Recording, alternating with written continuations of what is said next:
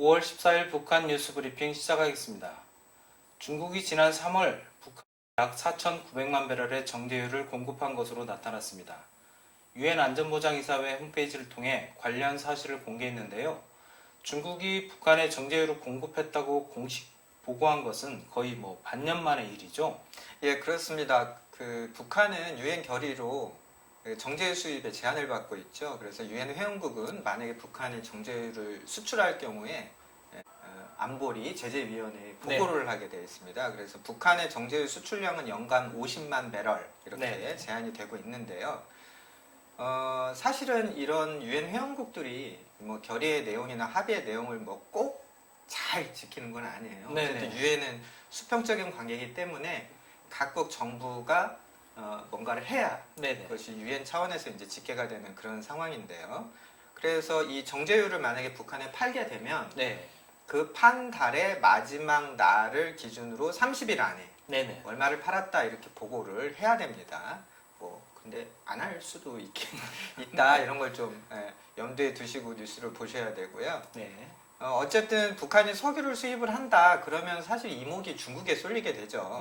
그렇죠. 그래서 중국이 지난해 9월에는 유엔에 보고를 했습니다. 얼마 수출을 했다. 그런데 그 이후에는 보고 자체가 아예 없었어요. 예를 들면 없으면 없다 이런 보고라도 해야 되는데 보고 자체가 아예 없다가 그래서 정제유를 북한에 안 팔았다는 건지 팔고도 보고를 안 한 건지 이제 그런 문제가 좀 있긴 있는데요. 어쨌든 중국이 지금까지 유엔에 보고한 공식적인 통계로는 유엔의 그 제한량을 초과한 적은 없습니다. 외형 사고는 잘 지키고 있다 이렇게 볼 수 있고요. 지난해 3월에 4,893배럴을 지난 3월에 총량이 4,893배럴 이렇게 명시가 되어 있네요. 이 양은 지난해 9월 보고된 양과 거의 비슷한데요. 좀 비교가 필요하실 거예요, 구독자분들이. 그래서 한국 같은 경우에는 월 한 900만 배럴 넘게 수입을 하고 있습니다. 1000만 배럴까지는 안 가는 것 같고 보통 900만 배럴대에서 수입을 하고 있으니까 퉁쳐서 중국에서 북한이 한 5천 배럴 5천 배럴. 이렇게 수입을 한다고 하면 9천만 대 5천. 9천만 대 5천 이 정도 단순 비교를 좀 해볼 수 있겠죠. 이런 통계가 실제 북한의 에너지 사용을 추정하는데 어느 정도나 의미가 있을까요? 공식적으로는 북한이 해외에서 어느 정도 에너지 수입하는지 사실 아무도 모릅니다. 북한 당국이 그 자체를 발표한 적이 없기 때문에 어쨌든 우리나라 이제 통계청이나 코트라 같은 경우에도 이것을 추적은 하고 있어요. 추적이라기보다 집계를 좀 하고 있습니다. 그런데 어쨌든 2차 자료, 3차 자료를 가지고 추계를 내고 있기 때문에 전체 윤곽은 밝혀진 바가 없고요. 대략 북한이 하는 동향을 우리가 보면 석탄 에너지가 한 50% 넘지 않겠냐. 그리고 석유, 원유, 포괄해서 수입량이 한 7%에서 10% 미만 아니겠냐. 이 정도의 거친 추계만 있습니다. 사실은 유엔 안보리에서 연간 50만 배럴 이상 수입 못한다 라고 하면서 50만 배럴? 왜 하필 50만 배럴이지? 이 생각이 들게 된 거예요. 그래서 저 정도 규모면 북한 내부에서 이제 그 민생용이라고 하죠. 최소한의 것은 좀 쓰면서도 어쨌든 핵무기 개발이나 탄도미사일 개발 이런 것들을 좀 억제하려는 유엔의 취지의 범위가 50만 배럴 아니냐 그런 말도 과거에는 있었습니다. 어쨌든 중국에서 수입하는 정제유량이 제일 많을 것이라는 것이 합리적인 추론이고요. 통계마다 다르지만 60%를 추정하는 데도 있고 연구기관마다 80%까지 그 자체도 또 등락폭이 있겠죠. 경제 상황에 따라서. 저희도 예전에 가봤지만 그 중국 단동 지나서 그 만리장성 끝에 지나서 이제 좀 더 가면 그 압록강 건너서 그 북한의 봉화화학 공장으로 이어지는 이제 그 압록강 밑으로 이렇게 송유관이 있지 않습니까? 그렇죠. 그래서 사실은 그 송유관으로 연간 얼마가 지나가는지 중국이 밝히지 않으면 좀 알 수가 없는 그런 상황이고요.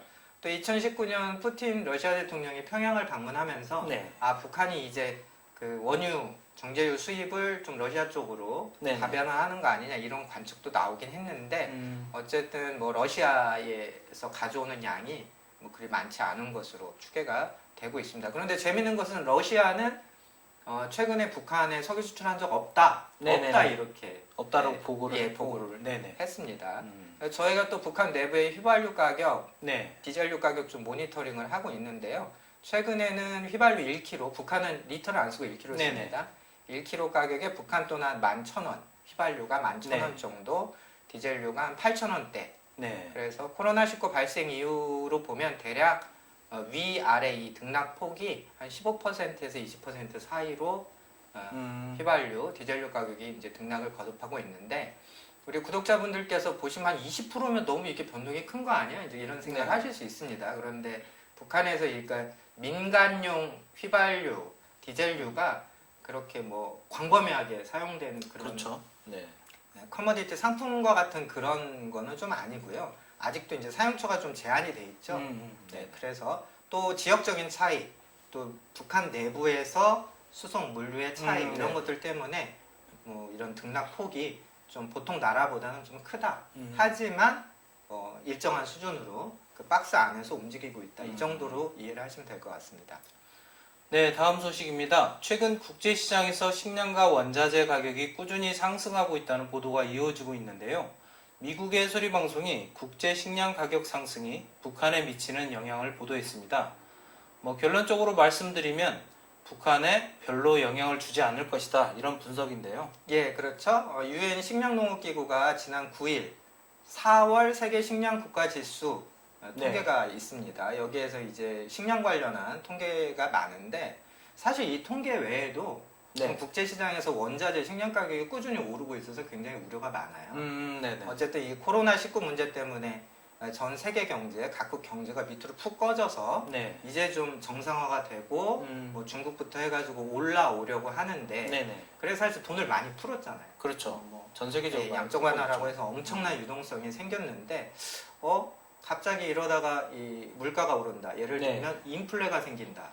인플레가 생기면 미국부터 해가지고 이 금리 조정하는 거 아니야? 뭐 이제 이런 우려 때문에 사실은 뭐 그저께 어저께 우리 증시도 아주 안 좋았고, 그렇죠. 미국도 증시가 아주 안 좋았습니다. 그래서 이제 계속 이게 주목거리가 된 거예요. 그래서 그 중에 식량 가격만 좀 놓고 보면 FAO의 이 통계를 놓고 보면 식량 가격을 이제 지수화했는데요. 이 지수화한 것이 주요 24개 식량 품목들이 한 120.9포인트를 기록했답니다. 이게 전달보다 한 1.7% 오른 기록이고요. 1.7%. 예, 특히 곡물 가격 지수는 지난해 같은 기간, 지난해 4월과 비교했을 때 무려 26%나 상승한 125.1포인트를 기록했다고 합니다. 그렇습니다. 또 설탕, 식용유 이런 보통 우리가 말하는 생필품 가격도 계속 오르고 있는데요.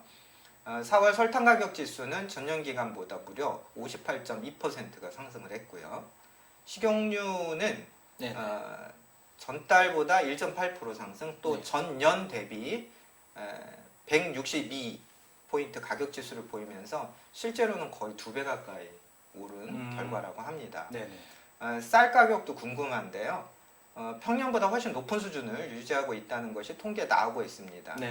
예를 들면 2019년 쌀 가격 지수가 101.5포인트였는데요.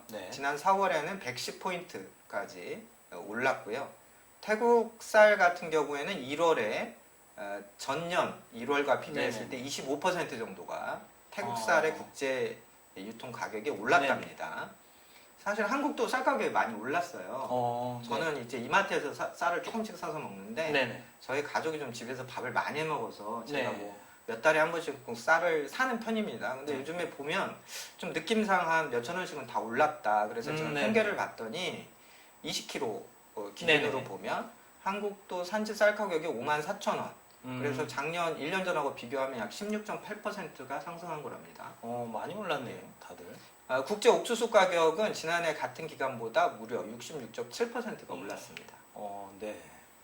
그러면 이제 앞서 말씀드린 것처럼 국제 식량 가격이 북한에는 큰 영향을 미치지 않는데, 그렇다면 북한 식량 가격에 영향을 미치는 뭐 그런 변수는 또 어떤 게 있을까요? 예, 사실 북한의 경우에는 국제 식량 가격보다 중국 내 식량 도매 가격이 더 먼저 살펴야 되는 거 아니냐, 이런 얘기가 있습니다.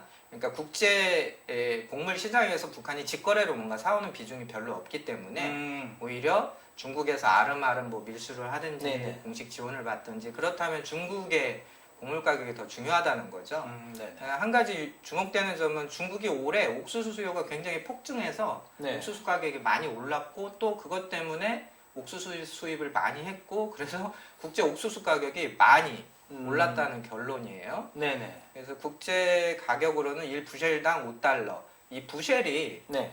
모르시는 분들도 있을까 봐 설명드리면 이렇게 부피를 재는 단위입니다. 1부셸. 그래서 저희 어릴 때 뭐 네네, 대박 네네네. 이제 무게가 아니라 부피였던 네네. 것처럼 국제 시장에서는 이 부셸이라는 단위를 쓰는데 네. 1부셸당 이제 5달러가 넘었다. 이게 네네. 지난해는 한 4달러 정도 했던 모양이에요. 그래서 이것도 꽤 많이 이렇게 올라서 중국에 이렇게 옥수수 가격이 오른다, 옥수수 수요가 많아진다. 그럼 이것이 북한에는 별로 좋은 시그널은 아니지 않느냐 이런 예측이 가능합니다. 네네. 한국농촌경제연구원의 김영훈 박사님이 이 VOA 인터뷰를 하셨네요. 그래서 네. 결론은 뭐 북한에 큰 영향을 줄 것 같지는 않다 이렇게 분석을 하셨어요. 네네. 그래서 북한이 뭐 돈이 넉넉한 게 아니니까 국제 네네. 시장에서 뭐 마음껏 사오는 것도 아니고 또 지금은 국제사회의 대북 지원이 많이 축소되었기 때문에 국제사회가 국제시장에서 곡물을 사서 북한에 보내주는 네. 이런 것이 많이 줄었기 때문에 큰 영향은 없다 이제 이런 거고요.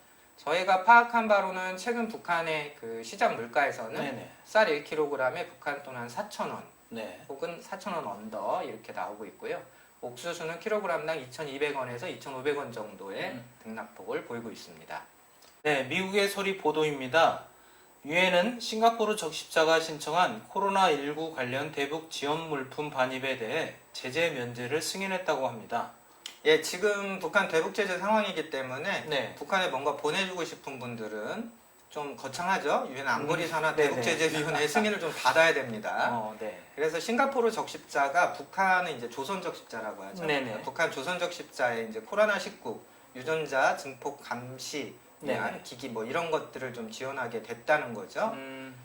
대북 제재 위원회의 승인을 받는 것이 올해만 2건입니다. 네. 싱가포르 적십자 한 건을 받았고 또 한국의 어떤 민간 단체가 승인을 받았다는 해요. 그래서 뭐 북한의 그 식수 개선, 대동강의 식수 개선, 식수 수질 개선 네네. 그 사업을 지원하는 어떤 프로그램을 면제 승인을 받았다는데 뭐 이건 민간 사업이라 통일부가 네네. 자세한 정보를 뭐 때문인지는 모르겠지만 공개하지 않아서 좀 잘 네.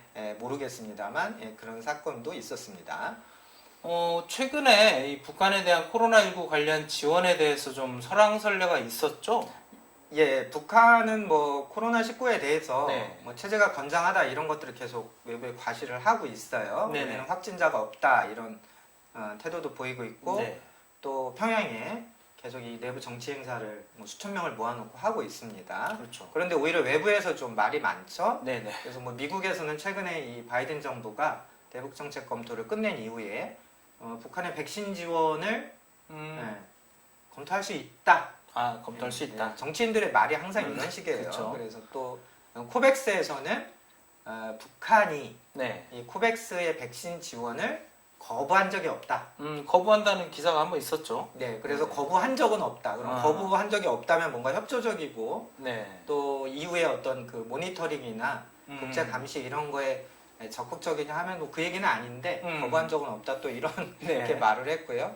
또 우리 통일부는 북한의 백신 지원을 공식적으로 제한한 적 없다 이렇게 말을 했어요. 그래서 비공식적으로? 비공식적으로 했다는 건지 아예 제한을 안 했다는 건지는 알 수는 없지만 네네. 그래서 어쨌든 전반적으로 보면 북한은 가만히 있는데 네네. 이제 외부 사회에서 좀 설왕설래가 나오고 있는 이런 상황이고 역시나 이 코로나19도 네. 그 문제의 본질을 보려면 현실을 진단을 하려면 어쨌든 중국이라는 배경을 좀 고려해야 되지 않을까. 북한이 저렇게 자신감을 드러내고 있는 데에는 네네. 뭐 방역에 대한 자신감도 있지만 중국의 어떤 물밑 지원이나 그런 개연성 이런 것들을 우리가 동시에 고려해야 잘 판단할 수 있다 이렇게 말씀드리고 싶습니다. 오늘 북한 뉴스 브리핑 여기까지입니다. 감사합니다.